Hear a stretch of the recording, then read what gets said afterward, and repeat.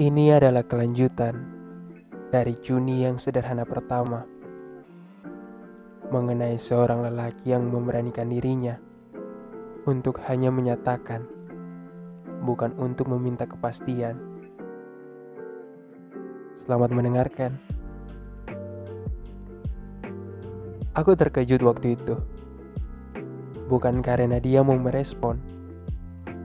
Aku terkejut karena aku takut diriku jatuh di dalam ekspektasiku kepada dirinya. Boleh? Aku mengiyakan untuk dia merespon pernyataanku. Aku tidak terlalu ingat perkataannya pada malam itu.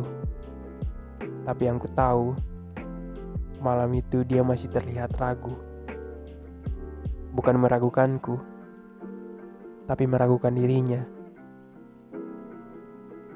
Dia mengiyakan untuk aku mendekatinya. Tapi aku menangkap beberapa hal pada malam itu. Pertama, dia memberikanku kesempatan. Kedua, aku harus lebih berusaha lagi karena aku mulai mengetahui sesuatu. Ketiga, kalau memang Tuhan berkehendak, ya pasti akan pacaran. Setelah itu, dia balik ke asrama, sedangkan aku masih pergi ke belakang asrama sebentar dulu. Malam itu adalah malam antara senyum hati dan patah hati datang bersamaan padaku. Bagaimana cara membuat dia terkesan, walau hanya pendekatan seminggu?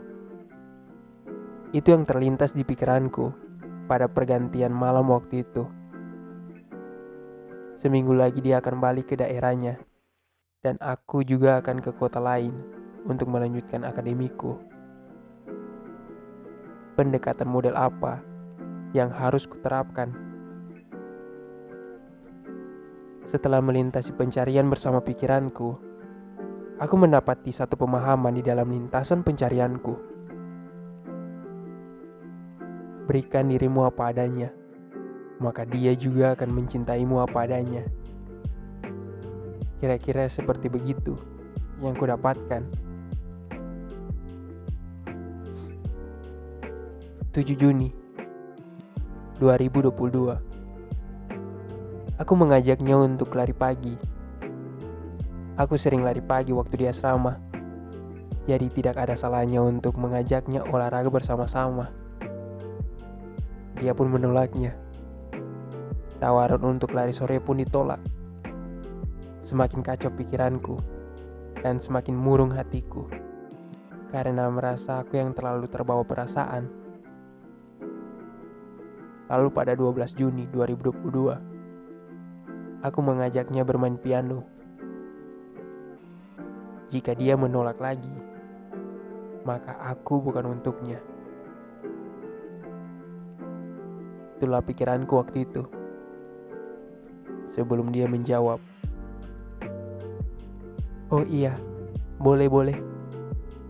Balasan chatnya waktu itu. Aku tidak menyangka dia akan mengatakan boleh untuk bermain piano bersamaku. Akhirnya, aku pergi bermain piano dengan si Nona sebelum dia balik ke daerahnya besok malam. Tiba-tiba, hujan besar turun dalam perjalananku dengan dirinya ke tempat piano. Aku menyewa satu payung dari seorang anak kecil waktu itu. Dan setelah itu, memberanikan diriku merangkul dirinya di bawah payung tersebut. Setelah itu, ketika sampai di tempat piano, kita menyanyikan lagu Sheila on 7, Anugerah Terindah. Iya, aku dengan dia. Melihat tawamu, mendengar senandungmu.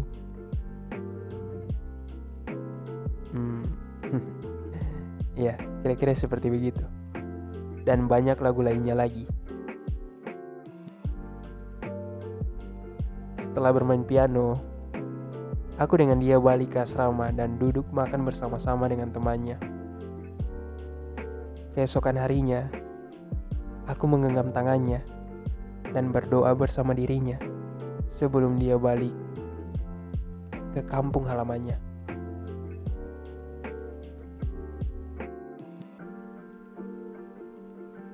Sebelum dia menaiki mobil yang akan bertujuan ke bandara, dia memelukku pada malam itu. Aku pun mendapatkan satu hal pada pelukan waktu itu. Satu hal itu adalah dia harus kuperjuangkan. Setelah pelukan itu, dia pun meninggalkanku bersama kenangan di kota tersebut.